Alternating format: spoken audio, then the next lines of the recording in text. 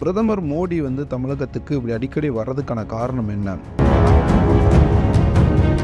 இந்த திராவிட கொள்கைகளோ அதாவது அவர்களுடைய ஆட்சி முறைகளோ வந்து இங்க இருக்கக்கூடிய மக்களுக்கு வந்து ஒரு அதிருப்தியை ஏற்படுத்தியிருக்கு அப்படின்னு சொன்னோம்னா அது வந்து ஏத்துக்கிறது தான். ஏன்னா இன்னொரு கட்சி தேட ஆரம்பிக்கிறாங்க.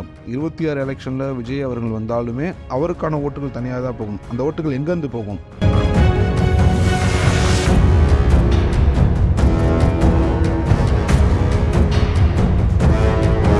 அனைவருக்கும் வணக்கம். தமிழக அரசியல்ல தினமுமே வந்து பார்த்தீங்கன்னா, புது புது விஷயங்கள் நடந்துக்கிட்டே தான் இருக்கு. இன்ட்ரஸ்டிங்கான நிறைய விஷயங்கள் நடந்துட்டுருக்கு. ஸோ இந்த வருஷம் மட்டும் பார்த்தீங்கன்னா, பிரதமர் மோடி அடிக்கடி நம்ம தமிழகத்துக்கு வந்துட்டாரு. இந்த காணொலிய பார்த்துட்டு இருக்கீங்கன்னா, இன்னைக்கு கூட பிரதமர் மோடி தமிழகத்துக்கு வரப்போறாரு. ஸோ கேரளாக்கு வந்துட்டு கேரளாலேருந்து அதுக்கப்புறம் கன்னியாகுமரியில போய் அங்க வந்து ஒரு பொதுக்கூட்டத்தில வந்து கலந்துக்க போறாரு. பாஜகவினுடைய பொதுக்கூட்டத்தில. ஸோ பிரதமர் மோடி வந்து தமிழகத்துக்கு இப்படி அடிக்கடி வர்றதுக்கான காரணம் என்ன? ஏன்னா கடந்த ஆண்டு பார்த்தீங்கன்னா, அந்த அளவுக்கு வரல. பட் இந்த ஆண்டு பார்த்தீங்கன்னா, அடிக்கடி வராரு. கிட்டத்தட்ட இந்த 3 மாதங்கள் தான் ஆயிருக்கு. அதுக்குள்ள அது ஏகப்பட்ட தடவ வந்துட்டாரு. ஸோ இந்த இந்த முறை வந்து அவர் கன்னியாகுமரிக்கு வந்து அங்க பொதுக்கூட்டத்தில கலந்துக்கிறதுக்கான தேவை என்ன இருக்கு? அடிக்கடி வருவதற்கான காரணம் என்ன? அப்படின்றத இந்த வீடியோல பார்க்க போறோம். ஸோ தமிழக அரசியல பொறுத்தவரைக்கும் பார்த்தீங்கன்னா, இங்கே ஆட்சி பண்ணிட்டு இருக்கக்கூடியது வந்து 2 திராவிட கட்சிகள் தான். ஒண்ணு திமுக, இன்னொன்னு அதிமுக. காங்கிரஸ் ஒரு காலத்தில இருந்தாலும், அவர்கள் இப்போது வந்து பார்த்தீங்கன்னா, ஒரு சில்லா காசு மாரி ஆயிட்டாங்க. அப்ப திமுகவும், அதிமுகவும் தான் மாறி, மாறி வந்து இங்க வந்து வெற்றி பெற்று இங்க மக்கள் ஆட்சி பண்ணிக்கிட்டே இருக்காங்க. பட் அவர்களுடைய அந்த திராவிட கொள்கைகளோ, அதாவது அவர்களுடைய ஆட்சி முறைகளோ வந்து இங்க இருக்கக்கூடிய மக்களுக்கு வந்து ஒரு அதிருப்தியை ஏற்படுத்தியிருக்கு அப்படின்னு சொன்னோம்னா, அது வந்து ஏத்துக்கிறது தான். ஏன்னா, ஒரு ஒரு ரொம்ப நாள் அந்த ஒருத்தவங்க கீழ ஆட்சியில் இருக்கும்போது, அவங்க தொடர்ந்து நன்மைகளை செய்தார்கள்னா பிரச்சனை இல்ல. ஸோ 2 கட்சிகள் மீதுமே வந்து ஏகப்பட்ட விமர்சனங்கள் இருக்கு. மக்களுக்கு வந்து அவங்க மீது கோபம் இருக்கு. அப்ப அவங்க என்னென்ன மக்கள் என்ன நினைக்கிறாங்கன்னா, அடுத்து ஒரு மாற்று கட்சி வேணும். ஒரு மாற்று அரசியல விரும்ப ஆரம்பிக்கிறாங்க. ஸோ அப்ப தமிழகத்தில இருக்கிறாச்சும் வேற மாற்று அரசியல் இருக்கா? மாற்று கட்சி இருக்கான்னு கேட்டீங்கன்னா, நாம் தமிழர் போன்ற கட்சிகள் இருந்தாலும், அவர்களால வந்து இந்த திராவிட கட்சிகள வென்று மேல வருவதற்கு ரொம்ப கடினமாவே அவங்களுக்கு இருக்கு. ஸோ பாஜக ஏன் தமிழகத்தில வந்து மொத சொல்லுவாங்க இந்த பாஜக தமிழ்நாட்டுக்குள்ள வந்துரும்னு. ஸோ யாராவது ஒருத்தன் வந்துருன்னு சொல்லும்போதே, அப்ப அவர்கள் வந்தார்கள் என்றால் இவர்களுக்கு ஏதோ ஆபத்து அப்படின்றத வந்து மக்கள் வந்து தெளிவா உணர ஆரம்பிச்சுட்டாங்க. ஸோ பாஜக வந்தா தமிழக மக்களுக்கு ஆபத்தோ இல்லையோ, இந்த திராவிட கட்சிகளுக்கு ஆபத்து அப்படின்றத வந்து மக்கள் உணர்ந்தனால தான் என்ன பண்றாங்கன்னா, பாஜக பக்கம் திரும்ப ஆரம்பிக்கிறாங்க. ஸோ தமிழகத்தில மாநில தலைவர் அதாவது பாஜகவினுடைய மாநில தலைவர் வந்து அண்ணாமலை தான் இருக்காங்க. ஸோ அந்த அண்ணாமலை அவர் என்ன பண்றாருன்னு பார்த்தீங்கன்னா, மக்களுடைய கோரிக்கை என்ன? அவர்களுடைய தேவை என்ன? அப்படின்றத புரிஞ்சு கரெக்ட்டான அரசியல் அவங்க பண்ண ஆரம்பிச்சுட்டாங்க.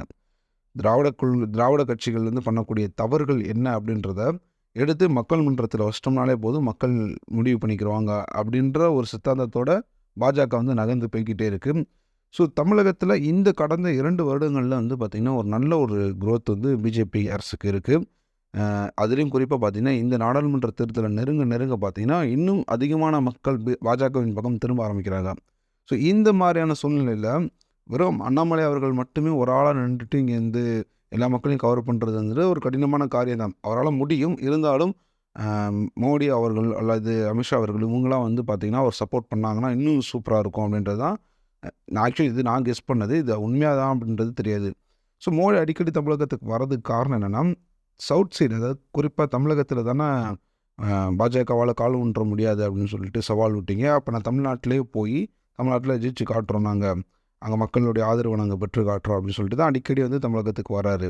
ஸோ கடந்த முறை வரும்போது கூட பார்த்தீங்கன்னா, அவருடைய ஸ்பீச் வந்து ரொம்ப ஹார்ட் டச்சிங்கா இருந்துச்சு. நெறைய பேர் வந்து ஆக்சுவலி வந்து பாஜக அல்லாதவர்கள் திமுகவை சேர்ந்த சில பேர வந்து அத வந்து ஓகே அப்படின்ற மாரி தான் சொல்லியிருந்தாங்க. ஏன் அப்படின்னா, தமிழகம் வந்து பார்த்தீங்கன்னா, போதைப் பொருள் அதிகமா புழங்கக்கூடிய ஒரு மாநிலமா மாற ஆரம்பிச்சுருச்சு. நெறைய பேர் வந்து இதனால பாதிக்கப்படுறாங்க. அது எனக்கு ரொம்ப மனவேதனைய குடுக்குது. அப்படின்ற மாரி வந்து அவர் பேசியிருந்தாரு. ஒரு பிரதமர் வந்து தமிழகத்தில இருக்கக்கூடிய போதை பொ போதைப் பொருளுடைய பிரச்சனைய உணர்ந்து அது எனக்கு மன வருத்தமா இருக்குன்றத சொல்றாரு. ஆனால் இங்க இருக்கக்கூடிய முதல்வரோ இன்னும் அத பத்தி வாயே திறக்கவே இல்ல. அப்படின்றது வந்து ஒரு மறுக்க முடியாத ஒரு குற்றச்சாட்டாவே நம்ம வைக்கலாம் அவர் மீது. ஏன் அப்படின்னா, ஒரு விஷயம் சொன்னாங்க இடையில, இந்த மாரி ஜாஃபர் சாதிக் கூட வந்து திமுகவ கம்பேர் பண்ணி பேசுனீங்கன்னா அவங்க மீது நடவடிக்கை எடுப்பாங்க. இப்ப யாரும் திமுக கூட கம்பேர்லாம் பண்ணி பேசல. இங்க நடந்த பிரச்சனைய பத்தி ஏன் வாய் திறக்கல அப்படின்றது தான் கேள்வி. நீங்க ஒரு அறிக்கை விடலாம்ல, இந்த மாரி போதைப்பொருள் சம்மந்தப்பட்ட ஏதோ ஒண்ணு சம்திங் ஏதோ விடணும். எதையுமே விடல அப்படின்றது வந்து இங்க மக்கள் வைக்கக்கூடிய கேள்விகள். அண்ணாமலை அவர்கள் இந்த அரசியலை கரெக்டாக எடுத்து மக்கள் மத்தியில் வைக்கிறாங்க. எடப்பாடி அவர்களுமே அவர் கரெக்டாக பண்ண ஆரம்பிச்சிருக்காரு. இப்போ ரீசெண்ட் டேஸில் லாஸ்ட் 2 வீக்ஸில் சொல்லியிருந்தேன். இருந்தாலும் எடப்பாடி அவர்களால் வந்து திமுக மறுபடியும் வெற்றி அவங்கள அடிச்சு நொறுக்க முடியுமா? அடிச்சு அப்படி வேறு லெவலில் வர முடியுமா அப்படின்னு கேட்டிங்கன்னா அது டவுட்டு தான். ஏன் அப்படின்னா ஓட்டுக்களை பிரிப்பதற்கு ஏகப்பட்ட கட்சிகள் இங்கே இருக்குது.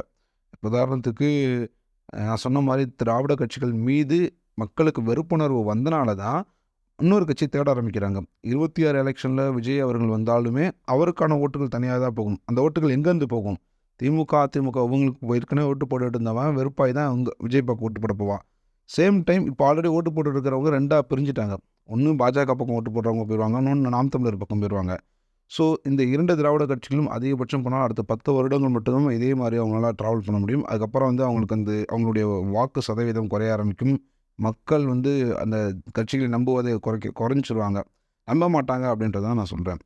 ஸோ பாஜக வளருவதற்கு, தமிழகத்தில் வளருவதற்கு ஒரு ஒரு பிடி தேவைப்படுது. அந்த பிடி தான் வந்து என்ன பண்ணுறாருன்னா, பிரதமர் மோடி அடிக்கடி இங்கே வந்து அண்ணாமலை அவர்களுக்கு சப்போர்ட் பண்ணுற மாதிரியான சில விஷயங்கள், கட்சியினுடைய கொள்கைகள் பற்றியும், கட்சிகளுடைய நடவடிக்கை, கட்சியினுடைய வாக்குறுதிகள் பற்றியுமே இங்கே வந்து மேடையில் பேசிக்கிட்டு இருக்காரு.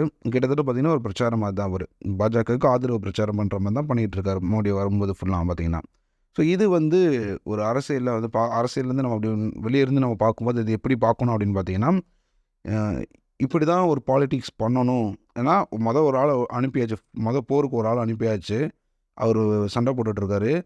க்ரௌடு கூட போகும்போது அடுத்த இன்னும் 2 பேரை அனுப்பணும், அடுத்த படை அதுக்கப்புறம் பின்னாடி அனுப்பணும், இறுதியாக ராஜா போய் போட்டியிடணும்.